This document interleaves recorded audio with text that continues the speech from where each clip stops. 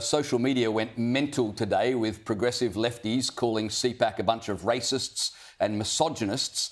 And obviously the whole thing was a joke, and CPAC have said, listen, it was just a bit of comedy.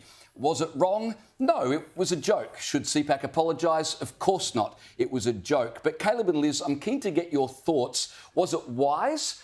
I don't think so. When we're in the middle of a heated race debate where both sides are accusing the other of racism, I mean, anything is up for a good laugh, I think, but do you really want to paint a massive target on yourself? It didn't really add anything to the conference. I think in hindsight, it was probably a mistake by the organisers. I wouldn't say so. I mean, it cuts a bit close to the bone, but good comedy ought to do that. I mean, he's made fun, obviously, of the whole concept of welcome to country or acknowledgement of country as it is when you're not an Indigenous person, and that's fine. And then the following joke about violent black men. Now, anyone with half a brain knows that he's not insinuating that every Aboriginal man is a violent black man.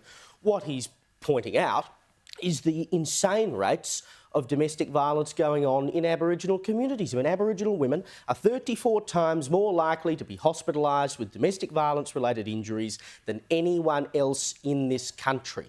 Now, sure, the way he pointed that out, some people might call tasteless, but the point that he is making is entirely true. So if you have an issue with the argument, let's talk about the argument. The delivery, I don't think, has anything to do with it. It's not even a discussion. People don't like comedy that makes them feel, but it makes them feel, because it's a bit too close to the truth, and that's when comedy's at its best. And you know that free speech is in its final death throes when comedy comes under fire. Yeah. I mean, I firmly believe comedians should still be able to say whatever the heck they want, and that is why sometimes they're greeted with laughter and gasps of, can this person really say that? Perhaps the only mistake here was the fact that people weren't aware that he was a comedian, but who on earth believes that someone from the UN is coming to a CPAC conference? They would have been fired upon arrival. But the point of the joke was his comments were so outrageous that it was obvious something wasn't right. And most people in the audience picked that up fairly quickly. Fair enough if you want to find something in poor taste. I've sat through a lot of comedy because my kid brother has been a stand-up comedian since he was a teenager and he's now almost hitting 30, and he's made a great go of it and continues to. But I've sat through a lot of stuff, not his, but other comedians, where I'm like, this is foul. I've learned more about the female anatomy than I knew as a female. But that is par for the course in comedy. Okay, so they can talk comedy, about whatever they like. If people want to call it poor taste, that is up to them. So what about strategically? Do you think it was wise for CPAC to do something like that, or strategically that's a bit of an own goal in the current environment? It's just comedy is sacrilegious by its own nature. It knows no rules.